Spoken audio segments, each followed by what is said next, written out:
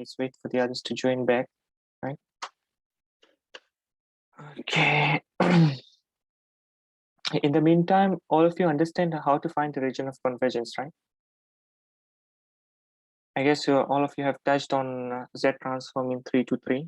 Again, you have touched it, recapped in this 392. So you must be familiar how to come up with the region of convergence, isn't it?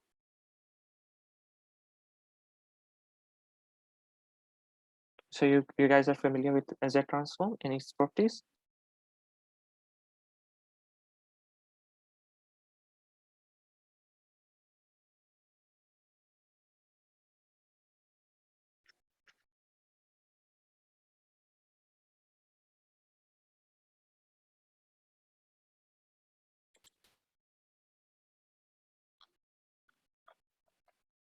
You guys hear that?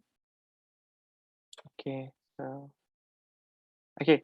I have actually tried uploading the remedial. I mean, it should be up by this afternoon. I haven't recorded the other half of the last week's tutorial, unfortunately, but I believe the solutions are there.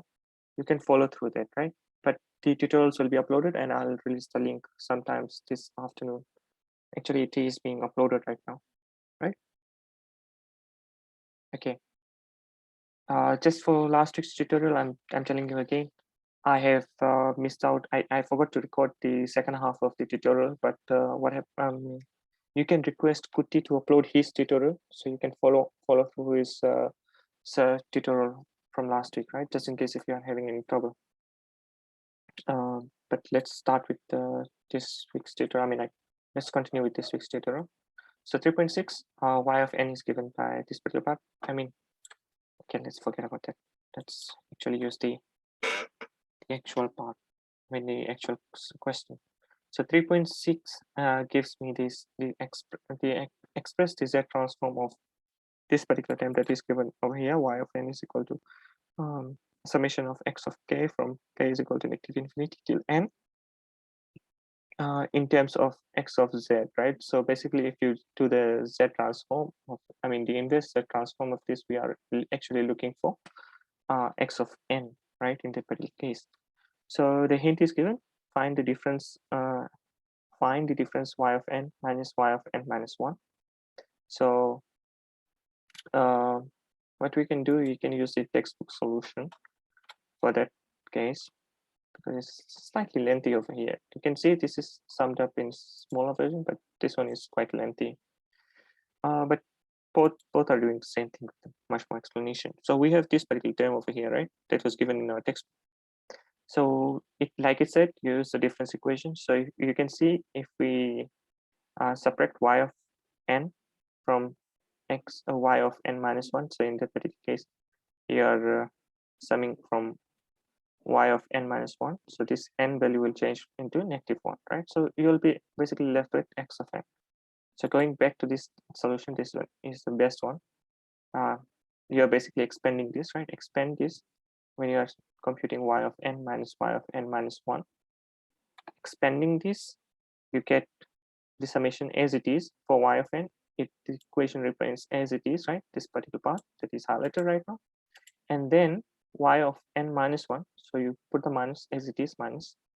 It goes from summation from k is equal to negative infinity. It goes up till n minus 1, right? In place of n, you use n minus 1 of x of k.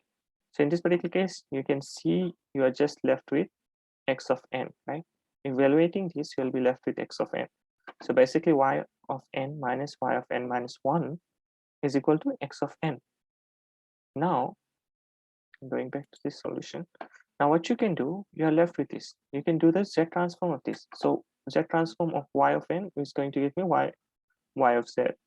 The z transform of y of n minus 1 is going to give me y of z to the power -1. Again, this z to the power of -1 indicates that the system is delayed by 1 unit, isn't it? Right? So again is equal to x of n. Direct substitution of this is going to give me x of z, right? Again, making y of z the subject of the formula, we are left with y of z is equal to x of z upon 1 minus z to the power of -1, right? So we are left with that. So you can see the solution given in your actual solution manual is the same.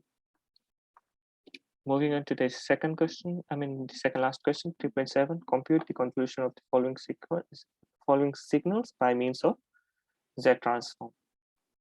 So for this particular x1 of n, this particular part, we have already computed the convolution in section 3.38, right? You can see this particular part we have already computed in section 3.38, right? Over here, we have already done this Z transform of it. So we are going to get 5.6 holding upon 1 minus 1/3 of z, 1/3 multiplied by z negative z to the power of -1 into 1 minus half of z, right?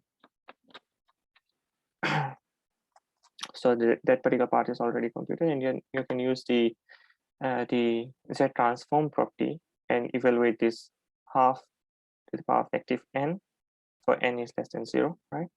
Oh, sorry about that. We have already computed the overall z transform of x1 of n, right? So we are ending up with this particular part. We have already done this in section 3.3a.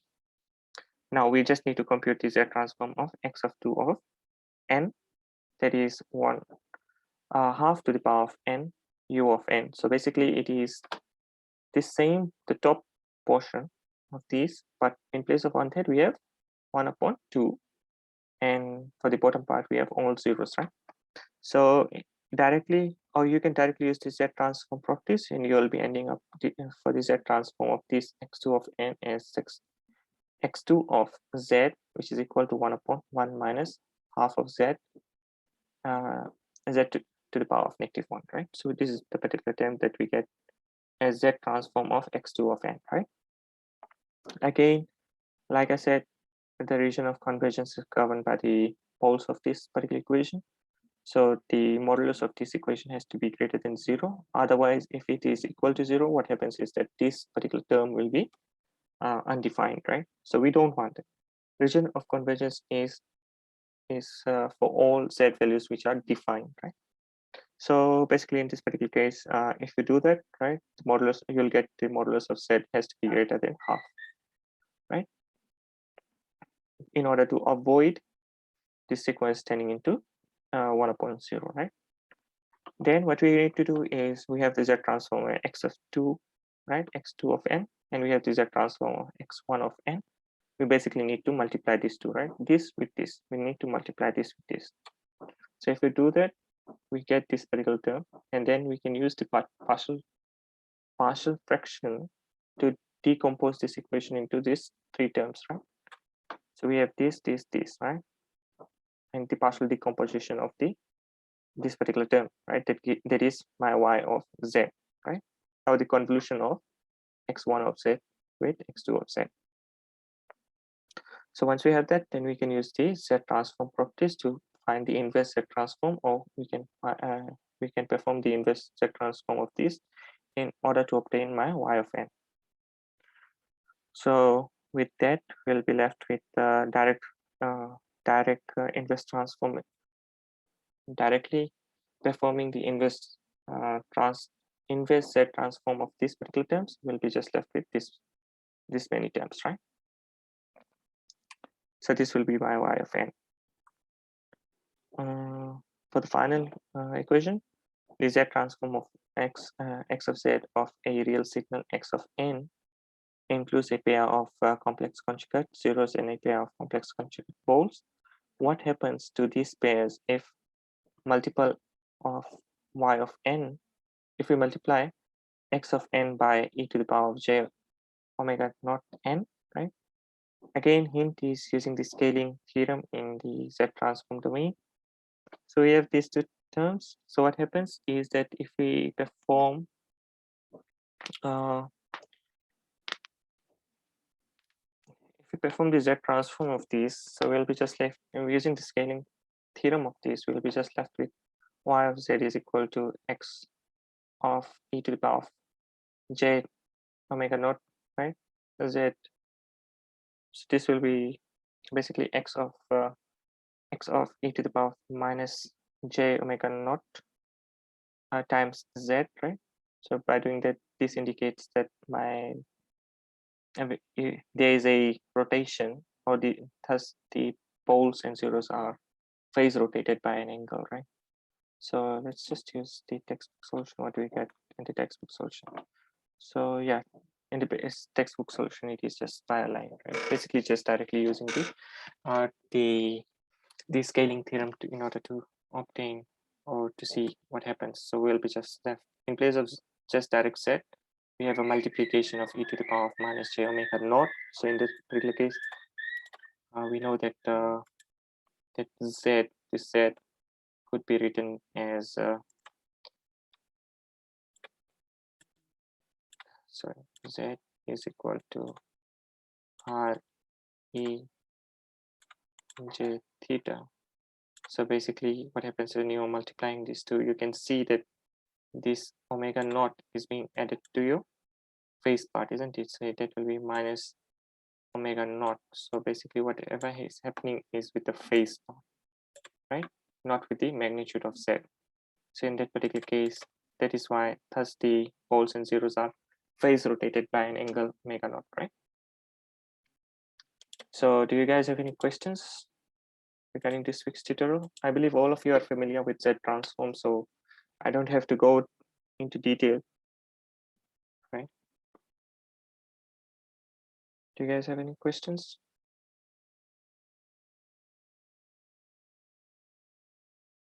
Okay, so the solutions will be, oh, I forgot to give you the solution menu.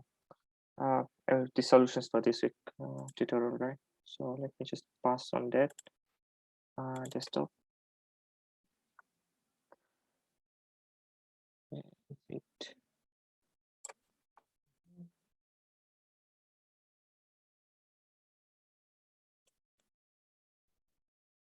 Okay, solution is being sent right now. Let me just quickly take your attendance. Did someone leave this session quickly? Oh, please rename your participant name so that it contains your username and your ID so that I can update your attendance. Just quickly do that, please.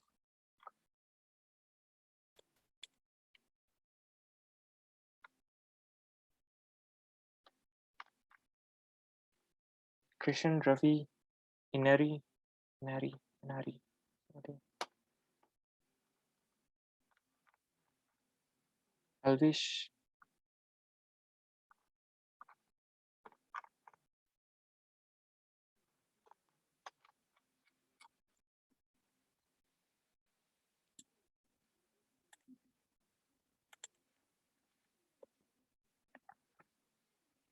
Okay.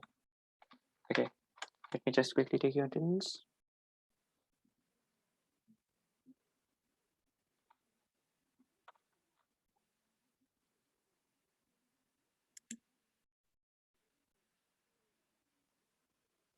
Okay.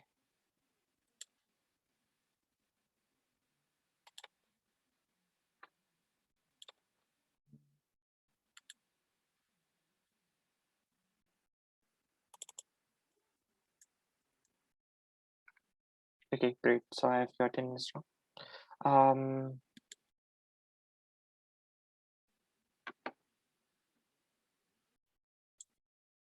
Okay, no worries. I'll update his attendance. So please just tell those who just left the session to please email me again so that I can update their attendance, right?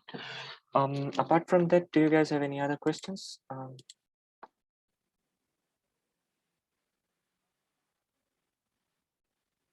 Oh, by the way, this week's video session will be hosted by Bali and Dhirendra, right? So if you have any other questions or if you want anything specific to be discussed, please reach out to them so they will be designing the remedial session for you for this week. Well, I don't have any idea about the lab test, but let's hope get something easy. You can ask Dhiren and Bali regarding that because those two are the yeah, you actually need to reach out to them because those two will be Oh, they don't know. Okay. Well, if they don't know, then you will have to check with your course coordinator what I mean, for some hints or something like that, right? So your course coordinator will be the main one who is going to help you out with that, unfortunately. Okay. So once again, if you need anything specific to be discussed this week, you need to reach out to Dhiren and Ali for this week's remedial session, right? If you need any other support, I'll be here. So just drop me an email. I'll be happy to respond to that, right? As usual. So that's it for this week's session. I'll see you next week. Thank you. Okay.